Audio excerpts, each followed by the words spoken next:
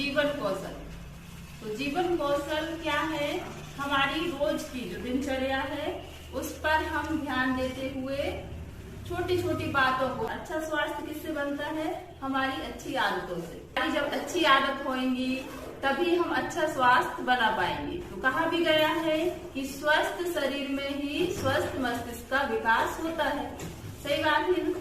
दैनिक जीवन में जो भी जब शुरुआत होती है हमारी सुबह से शाम तक, खाना पीना से लेकर सारी चीजों को हम श्रेष्ठ चीजों को जब स्थान देंगे तो हमारा जीवन भी श्रेष्ठ बनेगा।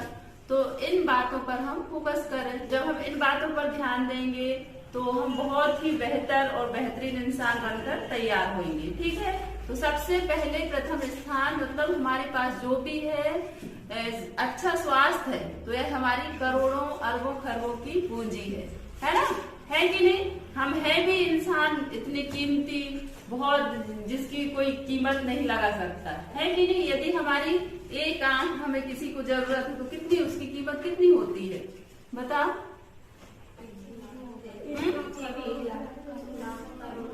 लाखों करोड़ों में उसकी कीमत लगाई जाए। और जैसे किसी को दिल की जरूरत होती है, हार्ट की जरूरत होती है तो वो भी कितना कीमती होता है ना? तो ऐसा सोच के हम अपना ध्यान रखें, अपने आप पर हम खुद से खूब सारा प्यार करें, खूब केयर करें, खूब अच्छी अच्छी चीजों को हम अपने अंदर समाहित करें, अपने जीवन में उतारें। है जब हम अच्छी अच्छी चीजों को अपने जीवन में लाएंगे तो हम श्रेष्ठ बनेंगे। हमारा शरीर भी स्वस्थ रहेगा, सोच भी अच्छी रहेगी, हमारी आदत अच्छी रहेगी, सारी चीजें जो है वो हमारी सब अच्छी अच्छी ही रहेंगी। फिर बुरी चीजों के लिए जगह ही नहीं रहेगी। समय का नाम ही जीवन है, इसलिए हमें समय का सदुपयोग करना चाहिए। Very good.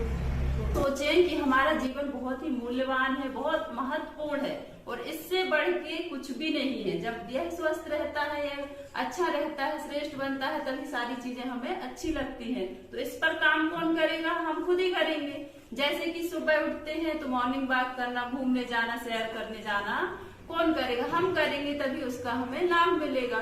ठीक है ना? और एक्सरसाइज करना, छोटे छोटे व्यायाम की शुरुआत करना, शुरुआत से 1-2 मिनट, 5 मिनट, 10 मिनट ऐसे हम जब करते हैं तो इससे हमें धीरे धीरे हमारे शरीर पर लाभ होता है। उदाहरण दूं आपको, जैसे कि एक कार है, जो शरीर जो हमारा है कार के समान है, जितना चलता है उतना ही अच्छा होता है। और यदि रुक गया तो कार के पहिए भी जाम होने लगते होते हैं ना? तो मेहनत करने से हम क्या बनते हैं? बहुत मजबूत बनते हैं। तो सबसे पहली बात तो आप मेहनत करना जाने सभी, है ना?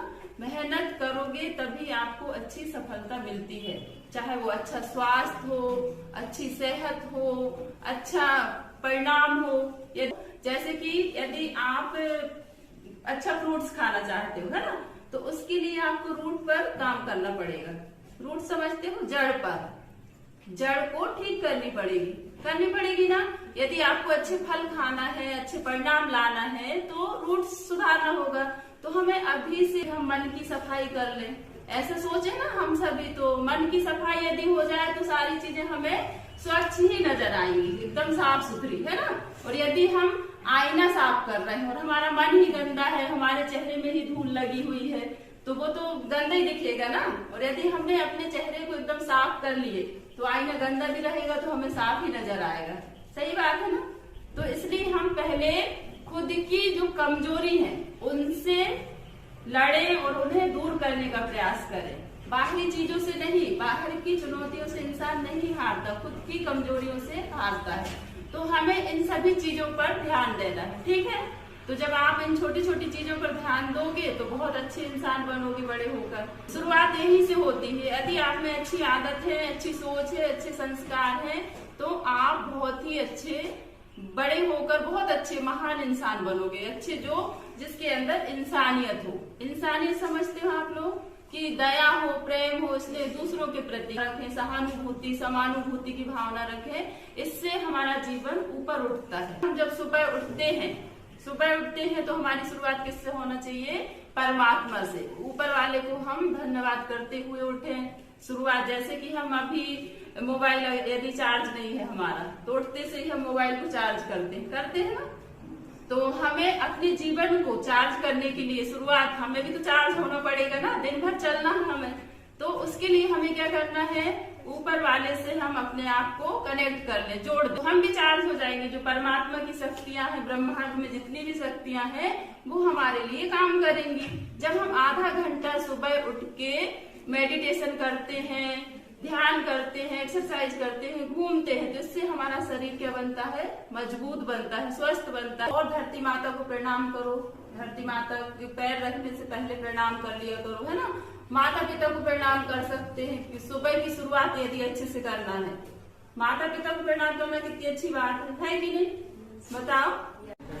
सेवा से आत्म संतुष्टि मिलती है और हमें अपने माता पिता के चरण स्पर्श करना चाहिए सुबह उठकर, और अपने बड़े भाई बहनों का आदर करना चाहिए।